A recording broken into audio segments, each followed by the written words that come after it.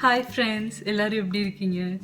இன்னைக்கு வந்து ஒரு ஃபுல் டே vlog மாதிரி நம்ம பார்க்க போகிறோம். உங்கள் எல்லாருக்கும் ரொம்ப பிடிச்ச vlog தான் இன்னைக்கு இந்த வீடியோ ஃபுல்லாக நான் காட்ட போகிறேன். இன்னைக்கு வந்து வீக்கெண்டு. யூஸ்வலாக வீக்கெண்டு அப்படின்னாலே ஏதாவது நான்வெஜ் வாங்கி தடபுடலாக சமைச்சு சாப்பிட்டுட்டு ரெஸ்ட் எடுக்கிறது தான் வழக்கம். அதிகபட்சம்னா ஷாப்பிங் எங்கேயாவது போவோம். ஆனால் இன்னைக்கு வந்து எனக்கு பெருசாக சமைக்கிறதெல்லாம் தோணல, ரொம்ப லேசியாக இருக்குது. அதனால இன்னைக்கு எங்கேயாவது வெளியில போகலாம் அப்படின்ற மாதிரி யோசனை பண்ணிட்டு இருக்கோம். பட் எங்க போறோம் அப்படின்றதான் இன்னும் பிளான் பண்ணல.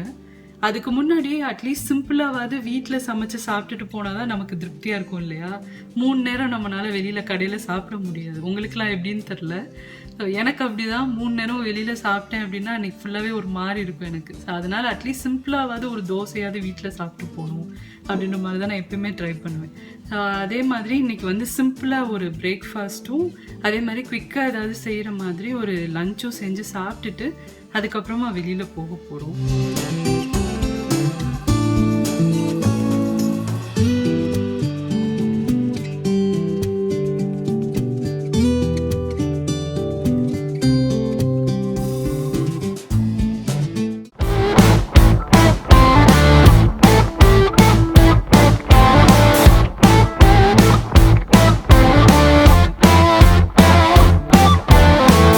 இன்றைக்கி பிரேக்ஃபாஸ்ட்டுக்கு ரொம்ப சிம்பிளான ரெசிபி தாங்க பண்ண போகிறேன். ஆலு பராட்டா பண்ண போகிறேன். அதுக்கு நார்மலான சப்பாத்தி மாவு சேர்த்துருக்கேன். கூடவே அதுக்கு தேவையான அளவு உப்பு சேர்த்துக்கோங்க. ப்ளஸ் வந்து ஒரு 2 டீஸ்பூன் அளவுக்கு எண்ணெய் சேர்த்துக்கலாம். இது எல்லாத்தையும் நல்லா கிளறிட்டு கொஞ்சம் வெதுப்பாக இருக்கிற மாதிரி தண்ணி சேர்த்து இதை பிசைஞ்சிக்க போகிறோம். யூஸ்வலாக நான் அதில் வந்து கொஞ்சம் தயிரும் சேர்த்து பிசைவேன். சாஃப்டான சப்பாத்தி எப்படி பண்ணுறது அப்படின்ற வீடியோ நம்ம சேனலில் ஏற்கனவே இருக்குது. அதில் பார்த்தீங்கன்னா நான் இந்த மாதிரி தயிர் சேர்த்து தான் பிசைஞ்சிருப்பேன். பட் இன்றைக்கி வந்து நான் கொஞ்சம் நார்மலாக தான் பண்ணுறேன். ஸோ இந்த மாதிரி நல்லா சாஃப்டாக பிசைஞ்சதுக்கப்புறமா அதை ஒரு மூடி போட்டு மூடி வச்சிடலாம். இப்போ ஆலு பராட்டாக்கு உள்ளே ஸ்டஃப் பண்ணுறதுக்கு வேக வச்ச உருளைக்கிழங்கு நான் எடுத்திருக்கேன். அதை வேக வச்சுட்டு நல்லா அந்த மாதிரி மசிச்சு எடுத்து வச்சுக்கோங்க. இதில் வந்து கொஞ்சமாக மசாலாலாம் நம்ம சேர்க்க போகிறோம். ஒரு 1/4 டீஸ்பூன் அளவுக்கு சீரகத்தூள் சேர்க்குறேன். அடுத்ததாக ஒரு 1/4 டீஸ்பூன் அளவுக்கு மிளகாய்த்தூள் சேர்த்துக்கோங்க. இது உங்களோட காரத்துக்கு ஏற்ற மாதிரி சேர்த்துக்கலாம்.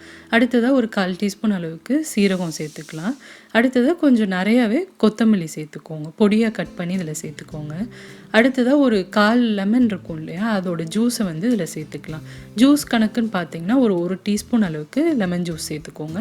ஒரு 1/4 டீஸ்பூனுக்கும் கம்மியாக உப்பு சேர்த்துக்கோங்க. ஏன்னா நம்ம சப்பாத்தி மாவுலேயும் உப்பு சேர்த்துருக்கோம். அதனால் இதில் வந்து கம்மியாக சேர்த்தா போதும். இப்போ எல்லாத்தையும் நல்லா கிளறிட்டு இதை எடுத்து வச்சிடலாம். இதை வந்து நம்ம சமைக்க போகிறது கிடையாது. சப்பாத்தி வேக வைக்கிறப்ப இது நல்லா இதோட பச்சை வாசம்லாம் போயிடும். ஸோ இப்போ வந்து மசாலா நம்மளுக்கு ரெடி ஆயிடுச்சு. இப்போ அடுத்ததாக பராட்டா செய்ய ஆரம்பிச்சிடலாம். அதுக்கு இந்த மாதிரி கொஞ்சம் பெரிய சைஸ் மாவாக எடுத்துக்கோங்க. எடுத்துட்டு ஃபஸ்ட்டு கொஞ்சம் நார்மலான சப்பாத்தி மாதிரி ஓரளவுக்கு இதை வந்து நம்ம திரட்டிக்கலாம். அதுக்கப்புறமா நம்ம செஞ்சு வச்சுருக்க இந்த மிக்சரை வந்து நடுவில் சேர்த்துக்கோங்க. ஒரு 2 டேபிள் ஸ்பூன் அளவுக்கு சேர்த்துக்கோங்க. சேர்த்துட்டு எல்லா சைட்ஸையும் இந்த மாதிரி நம்ம மொத்தமாக ஒன்று சேர்த்துட்டு இதை வந்து திரும்ப உருட்டிக்க போகிறோம். இந்த மாதிரி நல்லா ஒன்று சேர்த்துட்டு கொஞ்சம் மாவு அதில் வந்து ட்ரையாக இருக்கும் இல்லையா, அந்த மாவை சேர்த்து நல்லா திரும்ப தேய்ச்சிக்கலாம். இப்போது ஸ்டஃப் பண்ணதுக்கப்புறமா தேய்க்கிறப்போ ரொம்ப கவனமாக தேய்க்கணும். ரொம்ப ப்ரெஸ் பண்ணி தேய்ச்சிங்கன்னா அந்த ஸ்டஃபிங் எல்லாமே நிறையா வெளியில் வந்துடும். அதனால் கொஞ்சம் ப்ரெஷர் போடாமல் மெதுவாக நீங்கள் தேய்ச்சிங்க அப்படின்னா நல்லா அழகாக உங்களுக்கு அந்த பராட்டா ரெடி ஆயிரும். இப்போ பாருங்கள், சூப்பராக நம்ம பராட்டா திரட்டியாச்சு. இப்போ ஒரு தோசைக்கல் சூடு பண்ணிக்கலாம். சூடு பண்ணிவிட்டு இதை வந்து நல்லா நம்ம வேக வைக்க போகிறோம். ஃபஸ்ட்டு வந்து வெறும் தவாவில் நீங்கள் சேர்த்து இதை வேக வச்சுக்கோங்க. கொஞ்சம் நல்லா வெந்து வந்ததுக்கப்புறமா நெய் சேர்த்து நம்ம இதை வேக வைக்க போகிறோம். ஒரு டீஸ்பூன் அளவுக்கு நெய் சேர்த்துக்கோங்க. இது நல்ல டேஸ்ட்டும் ஃப்ளேவரும் கொடுக்கும். வேணும்னா நீங்கள் இதில் வந்து பட்டர் இல்லாட்டி எண்ணெய் கூட சேர்த்துக்கலாம். இப்போ இந்த சைடும் வந்து நம்ம 1 டீஸ்பூன் நெய் சேர்த்துக்க போகிறோம். இப்போ இந்த மாதிரியே கொஞ்சம் மீடியம் ஃப்ளேமில் வச்சு இது வேக வைக்கணும். ஏன்னா உள்ளே இருக்க மிக்சரும் கொஞ்சம் வேகணும் இல்லையா? ஸோ அதனால் கொஞ்சம் மீடியம் ஃப்ளேமில் வச்சு இதை நல்லா 2 பக்கமும் ரோஸ்ட் ஆகிற அளவுக்கு வேக வச்சுக்கோங்க. அவ்வளோதான், சூப்பராக ஆலு பராட்டா தயாராகிருச்சு. இதை கட் பண்ணி நீங்கள் சர்வ் பண்ணலாம். இதுக்கு எதுவும் பெருசாக சைட் டிஷ்லாம் தேவைப்படாது. ஜஸ்ட் ஒரு சாலடோடு கூட நீங்கள் சர்வ் பண்ணலாம். பிரேக்ஃபாஸ்ட் சாப்பிட்டு முடிச்சாச்சு. சிம்பிள் தான், ஆனால் வந்து ஹெல்த்தியான பிரேக்ஃபாஸ்ட் தான். ஸோ கண்டிப்பாக நீங்களும் இந்த ரெசிபியை ட்ரை பண்ணி பாருங்கள். இது வரைக்கும் நாங்கள் எங்கே போகிறோம் அப்படின்றத இன்னும் ஹஸ்பண்ட் என்கிட்ட சொல்லவே இல்லை. அதுக்குள்ளே போயிட்டு கார்டனில் செடிங்களை நோண்ட ஆரம்பிச்சிட்டாரு. ஸோ என்னை விட அவருக்கு தான் ரொம்ப இன்ட்ரெஸ்ட் ஜாஸ்திங்க. டெய்லியும் பார்க்குறாரு ஏதாவது காய் வந்திருக்கா பழம் வந்திருக்கான்ட்டு. ஸோ எப்போ பார்த்தாலும் அந்த செடியில் தான் நோண்டிகிட்டே இருக்காரு. அவர்கிட்ட கேட்கலாம் நம்ம எங்கே போகிறோம் அப்படின்ட்டு. அதுக்கப்புறமா நம்ம அதுக்கேற்ற மாதிரி ப்ரிப்பேர் ஆகலாம். நம்ம எங்கே போகிறோம் என்னன்ட்டு நான் யோசிச்சுட்டு இருக்கேன். நீங்கள் உட்காந்து ஆரஞ்சு பழம் உரிச்சிட்டு இருக்கீங்க. எங்கே போகிறோம்? அதுக்கு என்ன பண்ணுறது, அதான் இன்னைக்கு சில்வர் ஸ்டாண்டில் ஒரு பீச்சுக்கு போகலான்ட்டு யோசிச்சு வச்சுருக்கேன். ஓ, பீச்சுக்கு போகிறோமா? சூப்பர். எப்படியாவது பீச்சில் போய் ஒரு குளியில் போடலான்னு பார்க்குறேன். குளிக்க போகிறீங்களா இந்த ஊர்லையா? நம்ம ஊர்லன்னா கம்பாய் கடல் இருக்கிற ஊருக்கெல்லாம் போனால் ஒரு ஜாலியாக ஒரு குளியலை போடலாம். இந்த ஊரில் கால் கூட வைக்க முடியாது. கால் கூட வைக்க முடியாது, அவ்வளோ குளிரும் தண்ணி. அதான் இந்த பீச்சில் பர்டிகுலராக தண்ணி கொஞ்சம் தெளிவாக இருக்குமா அந்த பீச் ஓரமாக. ஓகே. ரெண்டாவது இன்னைக்கு வெயில் 21 டிகிரி அப்படின்றாங்க. கிழிக்க போனாங்க. ஆமாம், நம்ம ஊரில் அவ்வளோ வெயில் அடிச்சிட்ருக்கு. நீங்கள் 21 டிகிரி பெருசாக பேசுகிறீங்களே அப்படின்னு யோசிக்காதீங்க. இங்கே அப்படி தான், வருஷத்தில் 2 மாதம் தான் சம்மரு. அந்த சம்மரில் என்னைக்காவது ஒரு நாள் தான் வந்து அத்தி பூத்த மாதிரி வெயிலே வரும். அந்த மாதிரி இன்னைக்கு ஃபுல்லாக வெயிலுன்ற மாதிரி வெதர் பார்த்தோம். இந்த மாதிரி வெயில் அடிக்கிற அன்னைக்கு பார்த்தீங்கன்னா எல்லா இடத்துலையுமே ரொம்ப கூட்டமாக இருக்கும். அதனால் நம்மளும் இன்னைக்கு பீச்சில் போய் என்ஜாய் பண்ண போகிறோம். யூஸ்வலாக வந்து எங்கே வெளியில் போகிறோம் அப்படின்னாலே உங்களுக்கே தெரியும், நிறைய வீடியோவில் பார்த்துருப்பீங்க. நான் ஏதாவது வீட்டில் தான் ஸ்நாக்ஸாக இருக்கட்டும் சாப்பாடாக இருக்கட்டும் செஞ்சு எடுத்துகிட்டு போகிறது வழக்கம். பட் இன்றைக்கி நான் சொன்ன மாதிரி எனக்கு ரொம்ப சோம்பேறியாக இருக்குது. அதனால் வீட்டில் எதுவும் செய்கிற மாதிரி இல்லை, வெளியில் வாங்கிக்கலாம். இல்லை, லஞ்ச் ஏதாவது செஞ்சு சாப்பிட்றலாம் சிம்பிளாக. பட் ஸ்நாக்ஸ் ஏதாவது வேணும்ல, அது வீட்டில் எதுவும் இல்லை. கடையில் போயிட்டு ஏதாவது வாங்கிட்டு வந்துடலாம்.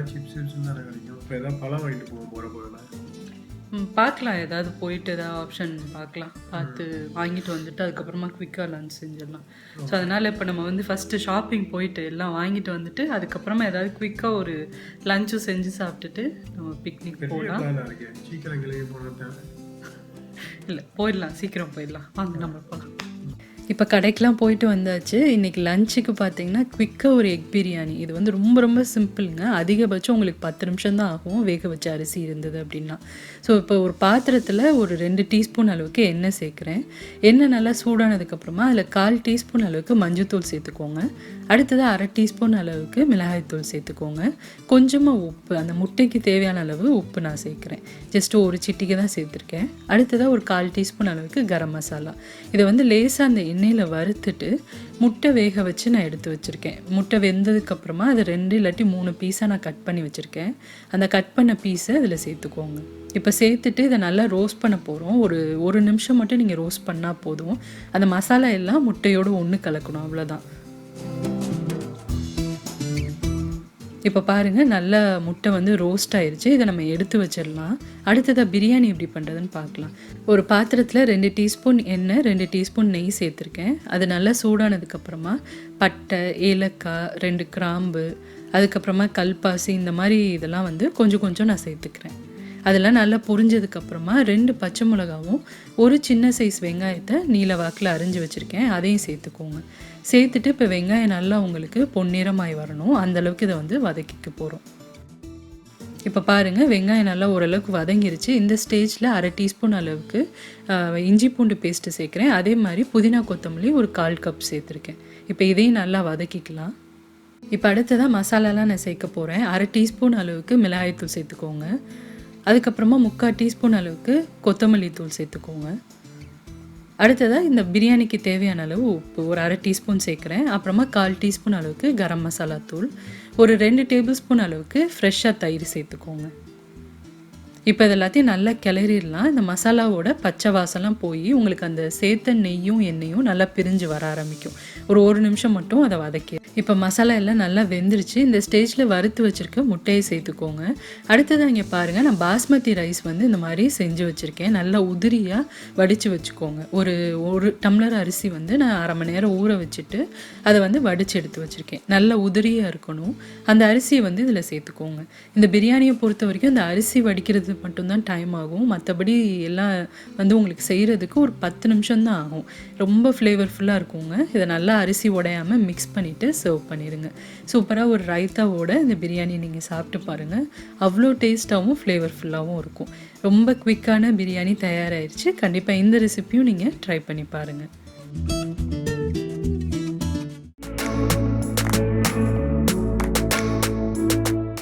இப்போ லஞ்சை சாப்பிட்டு முடிச்சுட்டு நாங்கள் கிளம்பி அந்த பீச்சுக்கு போயிட்டுருக்கோம்.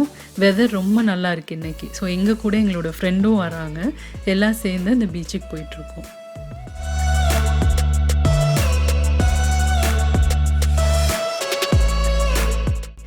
பீச்சுக்கு வந்துட்டோம். Silver strand caravan beach. இது ரொம்ப நல்லா இருந்தது பீச்சு. உள்ளே போய் நம்ம பார்க்கலாம் எப்படி இருக்குன்ட்டு.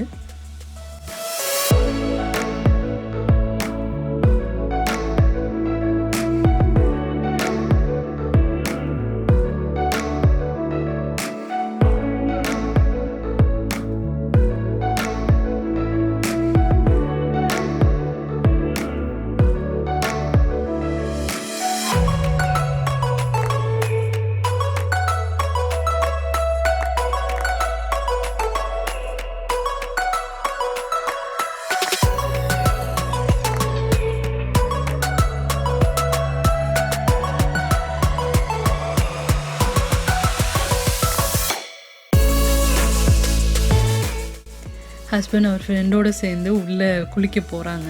தண்ணி வந்து பெருசாக குளிரில், ஸோ போய் குளிக்க போகிறோம் அப்படின்னு சொல்லிட்டு போயிட்டுருக்காங்க.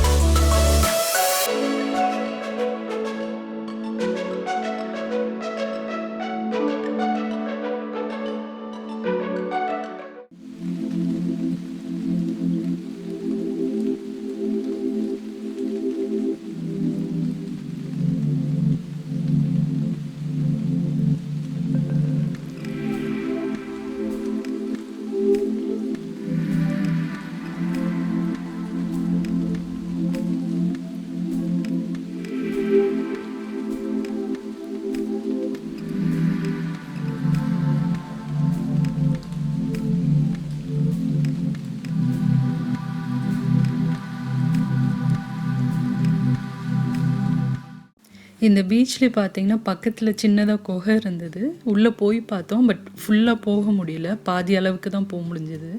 ரொம்ப த்ரில்லிங்காக இருந்தது உள்ளே போய் பார்த்தது.